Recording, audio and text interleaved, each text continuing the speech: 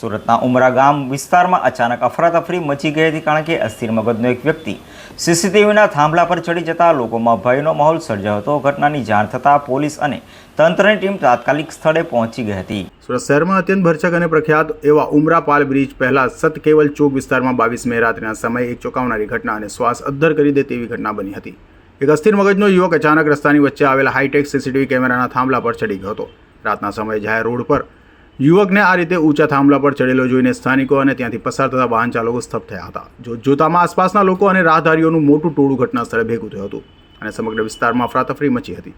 તો નજરે જોનારાએ કહ્યું હતું કે આ અસ્થિર મગજનો યુવક હાથમાં એક થેલો લઈને આશરે 35 ફૂટના ઊંચા સીસીટીવીના થાંભલા પર કોઈ પણ ડર વગર આરામથી ચડી ગયો હતો. આ થાંભલા પર ચારેય બાજુએ સુરક્ષા માટે મોંઘા સીસીટીવી કેમેરા લગાવ્યા હતા. યુવક ઉપર પહોંચીને ભારે હોબાળો મચાવ્યો હતો. રાતના અંધારામાં પણ તે ક્યારેક થાંભલા પર લાગેલા સીસીટીવી કેમેરાને ખેંચીને કાઢવાનો તો તોડવાનો પણ પ્રયત્ન કર્યો હતો, તો ક્યારેક ખિસ્સામાંથી બીડી કાઢીને આરામથી ફૂંકતો નજરે પડ્યો હતો. યુવકનું આ જોખમી વર્તન જોઈને નીચે ઊભેલા લોકોના જીવ તાળવે ચોંટી ગયા હતા કે ક્યાંક તે ઉપરથી નીચે ન પડી જાય. આ હાઈ વોલ્ટેજ ડ્રામાની જાણ થતાં ઉમરા પોલીસનો કાફલો સ્થળ દોડી ગયો હતો. રાતના સમયે પોલીસે કાયદો અને વ્યવસ્થા જાળવવાની સાથે યુવકને નીચે ઉતારવા માટે ભારે જહેમત કરી હતી. બીજી તરફ ફાયરને પણ જાણ કરાવી હોય. ફાયરના જવાનોએ ત્યાં પહોંચીને સ્માર્ટ સમજાવટ રંગ લાવી હતી અને આખરે રાતના અંધારામાં 1.5 કલાક બાદ હાઈ વોલ્ટેજ ડ્રામાના સુખદ અંત આવ્યો હતો. યુવકને થાંભલા પરથી સહી સલામત રીતે નીચે ઉતારી લેવાતા પોલીસ અને સ્થાનિક લોકોએ રાહતનો શ્વાસ લીધો હતો. ત્યારબાદ પોલીસે ટ્રાફિક હળવો કરાવી વાહન વ્યવહાર પૂર્વવત કરાવ્યો હતો.